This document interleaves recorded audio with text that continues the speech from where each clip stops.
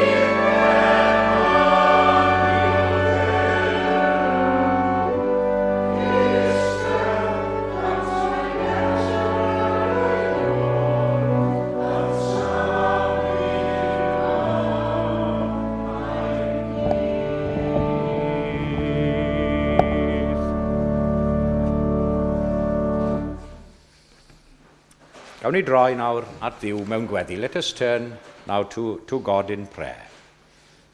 Ac fel mae'r geiriau, yr emyn wedi ein harwain ni nawr, distewch, cans mae nerth yr arglwydd i o'r yn symud yn ein plith, a dyna yw ein gweddi ar i ni deimlo nerth yr ior a'r ysbryd glân yn symud yn ein plith yn ein hoedfa ni bore yma.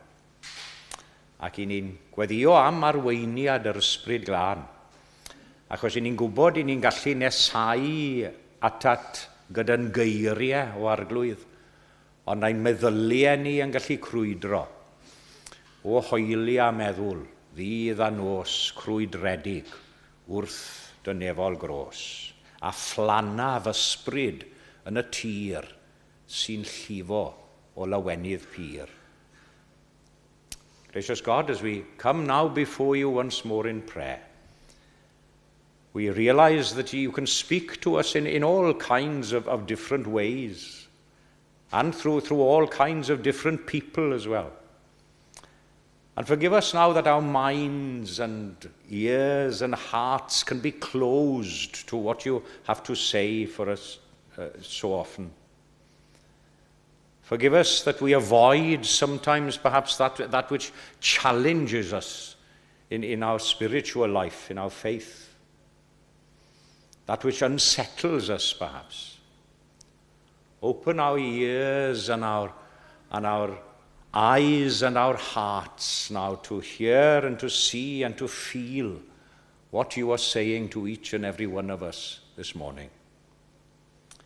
Ac ein bod yn aml yn euog o dristau dy ysbryd sanctaidd, fel mae'r emyn yn dweud, a themtio dy mynedd mawr. I ni yn dod yn edifar ger dyfron y bore yma. Ac nid wyt yn ein gwrthod ni byth, ac ar wyt yn awyddus sy'n cofleidio ni ac i'n cynnal ni yn dy ras ac yn dy gariad, i dosturio wrthym ni fel tad yn tosturio wrth i blant. A gad i ni deimlo nawr o'r newydd yn ystod yr oedfa hon, ein bod yn cael ein harwain o lwybrau'r byd hwn fel petai, i fyny fri at orsedd i o'n. And we thank you for the joy of meeting together like this morning, face to face with friends and loved ones. But more joyous still, of course, is to meet with you in spirit and in truth. Braint yw cael cymdeithas gyda'r saint. Ni welodd neb erioed ei maint. Y mae'r gymdeithas yma'n gref, ond yn y nef, hi fydd yn fwy. And as we thank you and pray for ourselves this morning, we also think of others as we do in each service. We think of the many in trouble and turmoil this morning in many places in the world. We think of those in sickness and bereavement. Some of our friends and family of faith here at Eglwys Gymraeg, Canol, Llundain. Those who need our prayers and thoughts this morning, and may they feel now that they are being thought of this morning and brought to the throne of grace in prayer. A rwy ti yng nghanol holl helbil a helynt bywyd. A does dim unman na neb y tu hwnt i'th gonsyrn di. Ac i ni'n gweddio ar ei doleini di i lywyrchu yng nghanol holl dywyllwch ein byd ni. Sylwi a chraffu ar y drygion ni byddwn ni yn aml mewn bywyd. Maddau ni ein bod yn cael llawenydd weithiau mewn anghyfiawnder, yn hytrach na chyd lawenhau ar gwirionedd, fel mae'r ysgrythyr yn dysgu ni wneud. Felly derbyn i ni nawr o newydd yn gymeradwy yn dy olwg di y bore yma, wrth i ni gyflwyno ein gweddiau cyhoeddus fel hyn ynghyd â deisyfiadau dwfn a chydd ein calonau at y bore yma. Ac i ni'n gweddio ar ei ti faddau ein diffygion yn ffaileddau i gyd, a mae'n bod yn dod ac yn gofyn y cyfan oll yn enw ac yn heiddiant Iesu ei hun. Amen.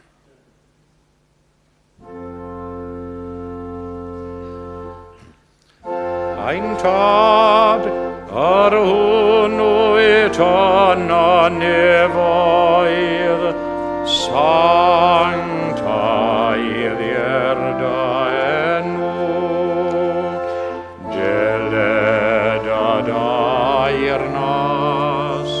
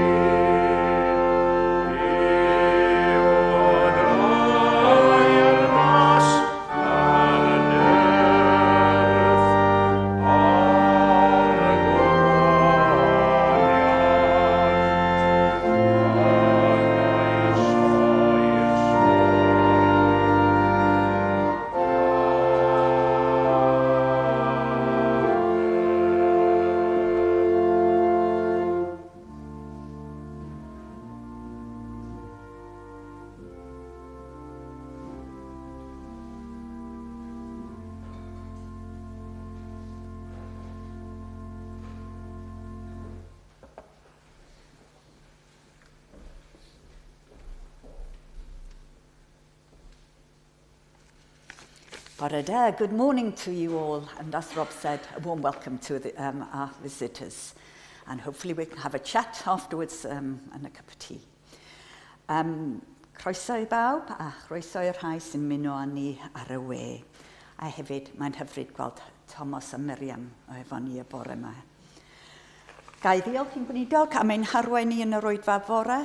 Fydd e gyda ni i'r cylch trafod Beiblaidd am 4:30 ac yna'r oedfa hwyrol am 6:00. Our minister will be with us for the Bible discussion group at 4:30, but also the evening service at 6:00. Will, diolch I ti am dy gyfraniad, ni'n gwerthfawrogi fel arfer.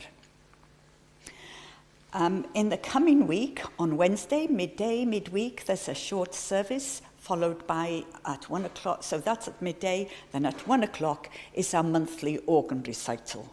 And the recital, the organist this month is Benjamin Chetwa from the Metropolitan Tabernacle in Elephant and Castle. So that is on this Wednesday at 1:00 following the the midday service. Yna, y Sul nesaf, bydd Mr Arwel Roberts o Ddimbych. Fydd yn Glen cael croesawu o, fydd o'n cymeryd oedfa yn y bore ac oedfa'r hwyrol. Right, a few things for the calendar. Tomorrow night, there's a deacons meeting at 6:30. We're keen to start promptly because we've got quite a heavy agenda. We're going to be discussing the possibility of having an outreach support worker.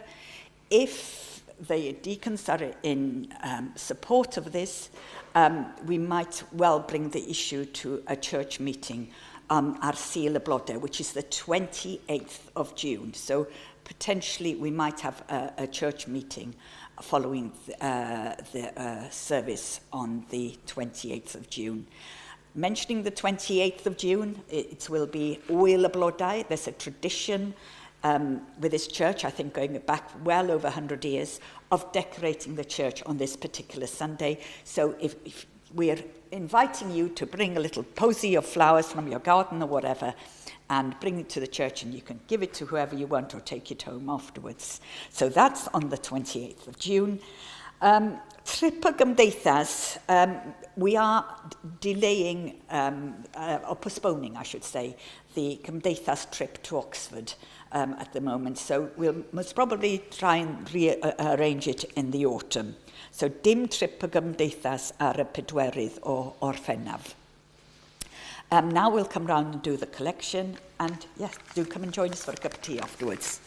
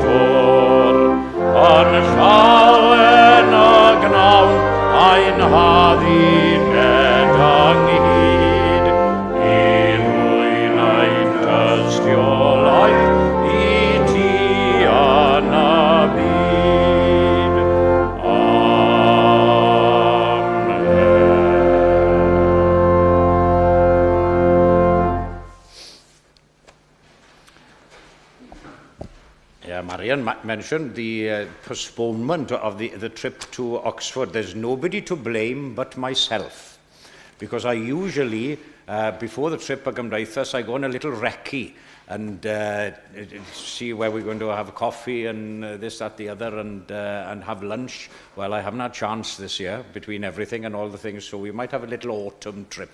So something to look forward to in the autumn rather than in July.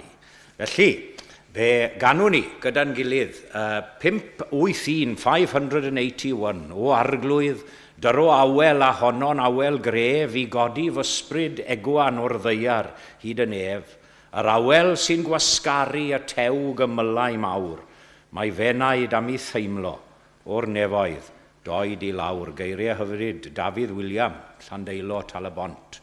Wel, i chi'n gwybod le mae Llandeilo Talabont?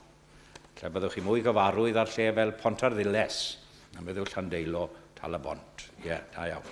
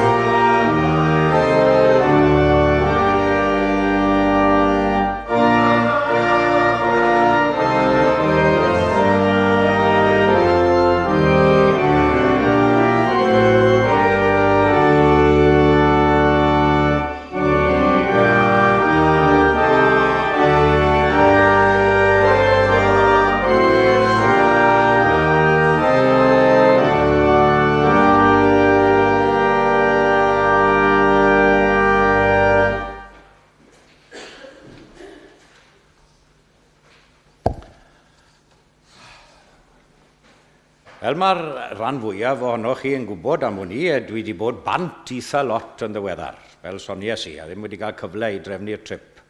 Nôl yng Nghymru, bwy ti fod pob wythnos ers mis yn pregethu yn y cymanfaoedd sirol gwahanol gyda'r bydyddwyr. So I've certainly been on my travels lately, visiting all the different county associations connected with the Baptist Union as my year as president comes to an end. Dear me, it's a full year now since we were here. Remember, 34 degrees. I remember that on my presidential evening. I got 2 other trips left. It's the INDEB meeting in Cardiff now, what we had here last year, this week, and then the Annibynwyr in Swansea the week after. Ac o'n I am rannu gyda chi heddi y neges dwi wedi bod yn pregethu ym mhob un o'r siroedd yn ei tro. Achos dwi'n credu bod y neges yr un mor amserol a phwrpasol I chi hefyd, I ni gyd. So I'm sharing the same message with you this morning that I've preached at all the county associations. Not only for you to hear what I've been saying while I've been away, but because I believe that the message, it's very timely and apt for us at Eglwys Gymraeg Llundain. In fact, it's a timeless and eternal message to us all. Nes I ddarllen, fel ych chi'n cofio, o ail lythyr Paul at y Corinthiaid, ran gyfoethog iawn o'r ysgrythyr ar ddechrau'r oedfa. Ac ymhlith nifer o bethau eraill, mae'n sôn am gadw ein golwg nid ar y pethau a welir, ond ar y pethau na welir. Dros amser mae'r pethau a welir, ond mae'r pethau na welir yn dragwyddol. As we look not to the things that are seen, but to the things that are unseen.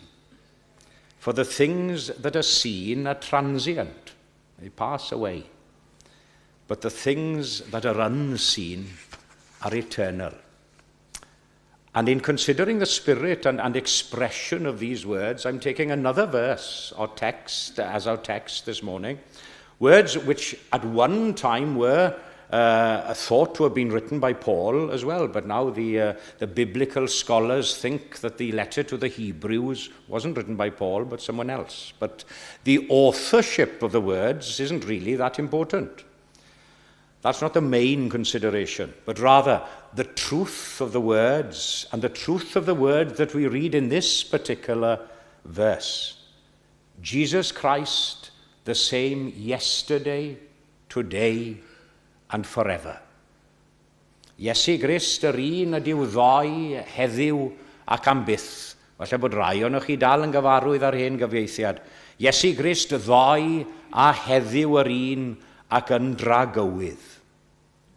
Ac yn Bible.net I gadw yn gyfredol, mae Iesu y Mesaia yr un fath bob amser, ddoi, heddiw ac am byth.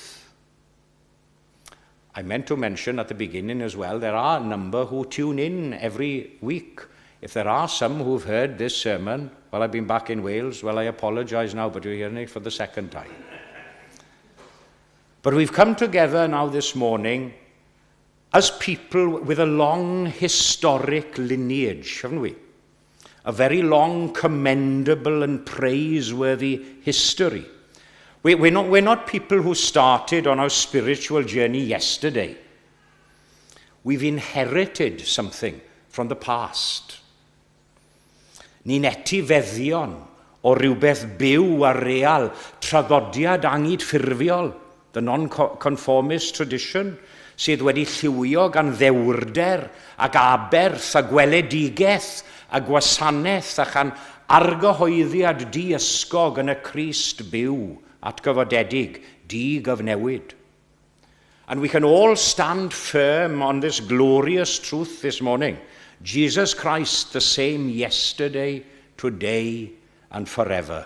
Yr un ydyw ddoi, heddiw, ac am byth. A'r pwynt cynta hoffwn nhw I rannu â chi heddiw yw ffyddlondeb y gorffennol yn sefyll yn gadarn ar seiliau sicr. The faithfulness of the past and those who've gone before us. That's my first heading for you this morning. We are all, as I say, heirs or inheritors. I'm fond of that verse. I've quoted it many times from John's Gospel. Jesus' words himself, others have labored, you have walked into their labours. Eraill sydd wedi llyfurio, chwythau wedi cerdded mewn i'w llafur hwy. There's a lot of talk about DIY these days, well, perhaps there has been for many years. But you know, we're not the do-it-yourself people as far as our faith is concerned. We're not self-made, but rather, as I say, inheritors, heirs from previous generations. Yn gyd etifeddion, pobl sydd wedi derbyn oddi wrth bobl eraill i ni. Before any sermon from me or anyone else of this generation was preached, before any of you as a congregation sang a hymn, others have sown the seeds before us and prepared and tilled the ground for us as inheritors of something eternal and everlasting. Dynion a merched ffyddlon yn defa. A ran fwyaf ohonyn nhw yn anhysbys, falle, i didalennau hanes os, mae yna enwau mawr, a diolch amdanyn nhw. Ond y rai distadl yn y cefndir, yn defa, sydd wedi bod yn gweithio ac yn llafurio, a Iesu yn hoffi cyfeirio at y rai distadl, yn rhoi hunan yn gyfan i Grist a'i achos ar hyd y blynyddoedd. Think of all the early dissenters who were our forefathers in the nonconformist tradition, preparing the ground and planting the seeds of our tradition. They didn't have all the comforts and mod cons that we have, and all that we have at our disposal, but of course they had a deep conviction, and they were faithful in the past, and it's through their faith and witness that everything flowered and blossomed and we are able to pass on to others. A dyma ni heddi, ynddo fe? A mae rhaid I bob yr un ohonom ni holi'r cwestiwn, ydyn ni'n ceisio I fedi lle ni heb hau? Ond ni heir, ni fedir, na'r adnod ar y bowlen fyna. If you don't sow, you won't reap. It's worth you having a look at that bowl. Yeah, we have to seed the ground before we can sow. Nawr, mae'n rwydd I ramanteiddio'r gorffennol, ynddo e? It is easy to romanticize about the past. A mae rhaid I ni osgoi wneud hynny heb I ni ddysgu gwersi o'r gorffennol hefyd. Achos doedd ein cyndeidiau ni ddim yn berffeth. Ac yn nhw mell o fod yn berffeth. Oedd gwendidau a baied â nhw, fel I ni'n ymwybodol bod ni ddim yn berffeth o bell ffordd. Ond, o'n nhw'n ffyddlon. Ac yn nhw, o'n nhw'n ffyddlon hyd yr eitha. Ffyddlondeb y gorffennol. They held fast to the gospel. They trusted in God's word. They believed that Christ was sufficient, all sufficient. Fe naid glin wrth Grist mewn cynni. Pwy fel fe, ffyddlon yw ym mhob caledi. Pwy fel fe. And that same Christ is presented to you this morning, unchanged and unparalleled. And if we stray from that foundation of Christ, we won't grow and develop, but we'll shrink and shrivel. So let's honor and respect the past, not only with our words, but with our actions and our faithfulness as well in the present. Ffyddlondeb y presennol, the faithfulness of the present. And let's ask ourselves most earnestly and sincerely, what are we doing with that which we have been given by the past? Felly, wedi nodi ffyddlondeb y gorffennol ac yn arwen mlaen, dwi am ystyried yn ail galwad y presennol. The call of the present. The call of the present. That's my second heading. Christ is the same, of course. But dear me, the world around us is quite different. Cymru a Llundain. I ni'n byw mewn byd cyfnewidiol dros ben, ond i ni. newidiadau diwylliannol, cymdeithasol, ymraniadau gwleidyddol. I ni wedi gweld lot o reini yn ddiweddar, gyda'r etholiadau. Ac yn sicr, dyw Cymru a Llundain a'n cyndeidiau ni, ddim yr un Cymru a Llundain i ni'n byw ynddi ar hyn o bryd, ond dyw e.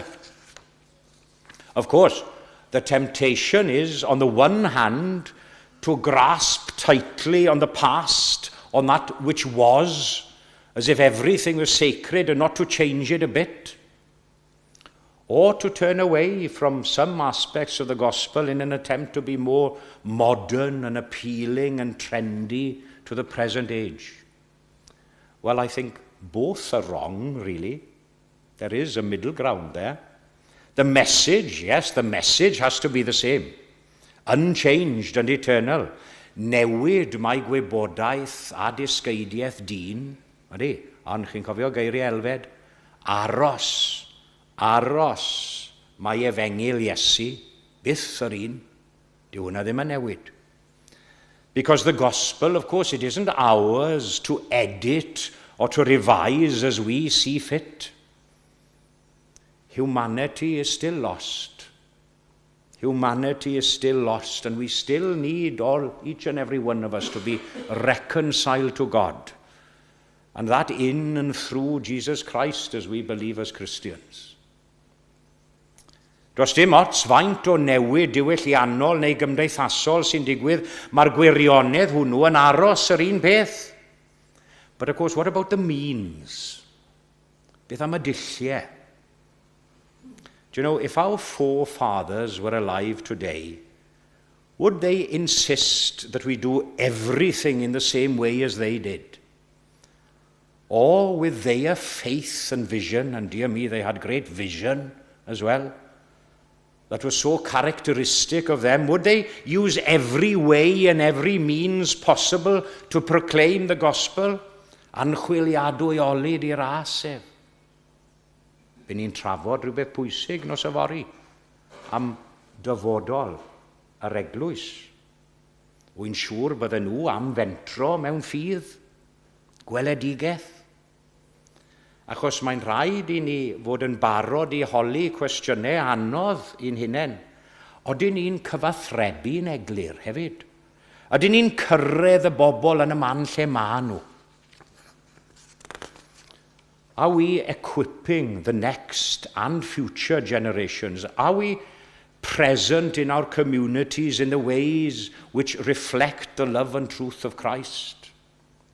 Because we're not called so much to safeguard the past, but to proclaim a message for the present age.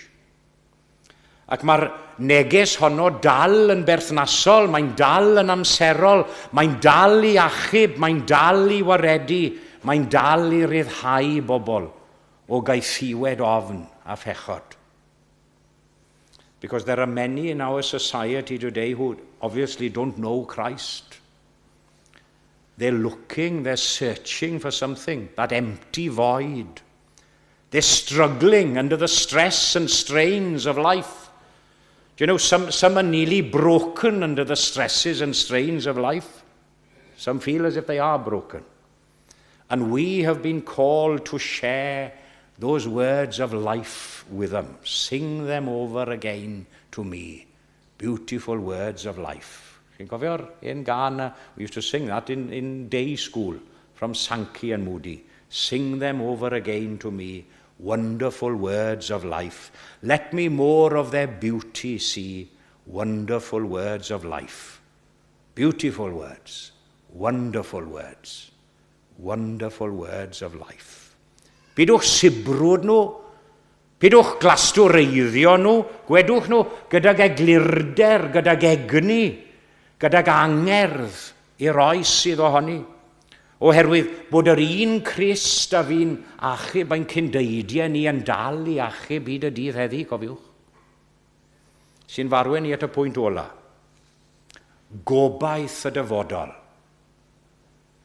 Gan gadw ein golwg nid ar y pethau a welir, ond ar y pethau na welir.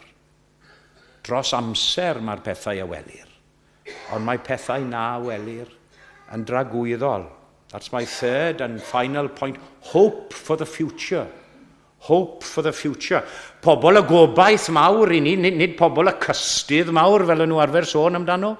Pobl y gobaith mawr. Ac nid rhyw obaith ysgafn dros dro yw'r gobaith hwn, ond gobaith tragwyddol, dyna'n gobaith ni, wedi angori mewn gwaredwr di-gyfnewid.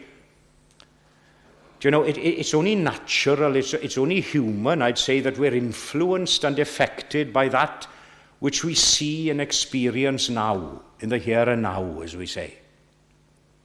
Numbers in chapel. Now, I'm as guilty as anyone.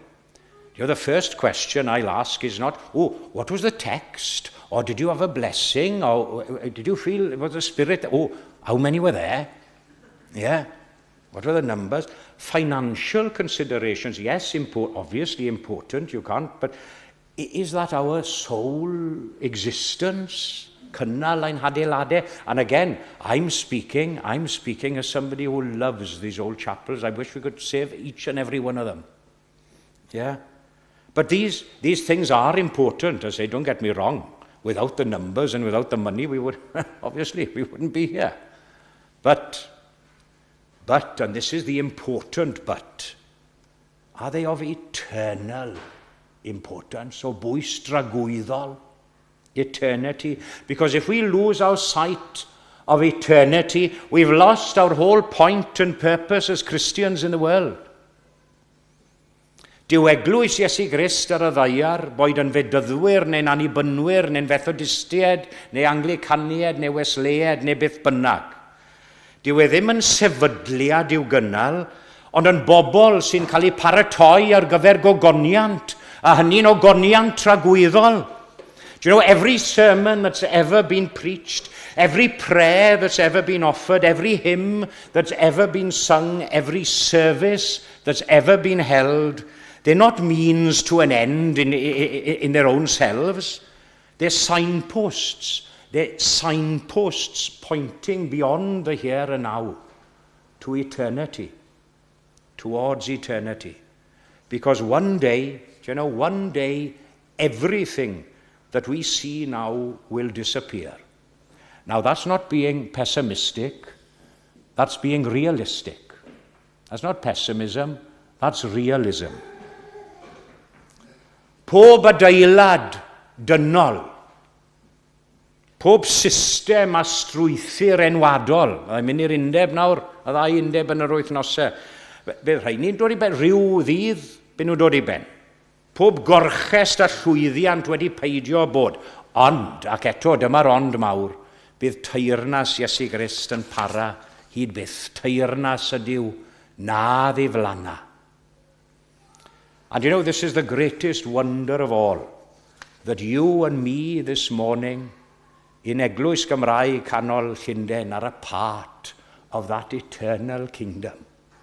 Yeah? Codwch eich calonau. Lift your hearts. Don't measure success only by that which is seen. Peidiwch a digaloni gyda'r hyn sy'n ymddangos yn fach neu'n araf. Mae hader deyrnas yn tyfu'n anweledig yn aml. Cyn i bod nhw'n blaguro a ffrwythloni. Do you know, faith looks beyond the present moment. Faith believes that God is at work even when we don't see it. Faith perseveres not because the road is easy, but because the prize and the end of the journey is assured. Ac am ben y daith, cofiwch. O, dia mi. Am ben y daith, pan fo ffydd yn troi'n olwg, a pan fydd Crist yr un ddoi a heddiw yn cael ei weld wyneb yn wyneb. Dyna'n dyfodol ni. Dyna'n gobaith ni. Dyna'n sicrwydd ni, cofiwch. Ac yna cafod gydageth pan el y byd ar dan, ac edrych yn ei hyfryd wedd gan harddach nag o'r blaen. Gogoniant i'w enw. Amen.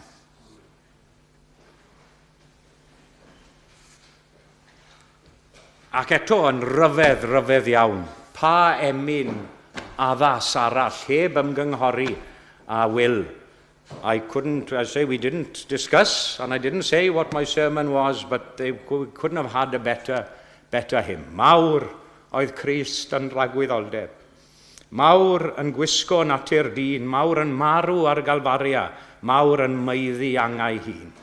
Hynod fawr yw yn awr, brenin nef a deiar lawr. 323.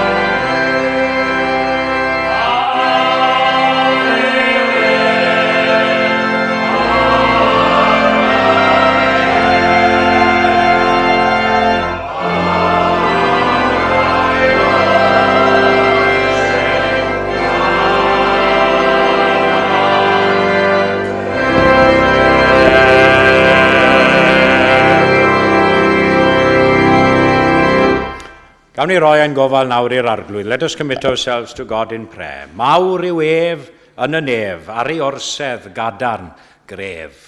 Gollwng ni yn awr o dad nefol o dan dyfendith gyfoethog, a bydde di ras ein harglwydd ni Iesu Grist a chariad diw, a chymdeithas yr ysbryd glân i aros gyda ni, ac i weithio ynom ni a thrwom ni, o'r awr hon hyd yn oes oesoedd. Amen.